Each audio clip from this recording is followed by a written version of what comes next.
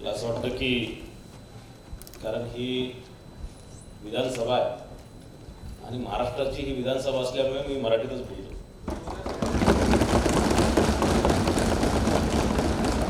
म्हणजे आज या युथ पार्लमेंटच्या माध्यमातून या सांसद ही आपल्या कार्यशाळेच्या माध्यमातून ते आज एक भव्य आयोजन या संघटनेच्या माध्यमातून झालेली आहे.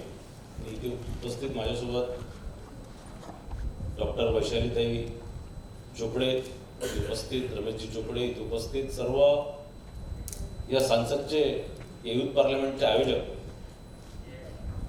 विश्वजितजी चोपडे आणि बाकी सर्वच युवा मंडळी आणि इथे आज या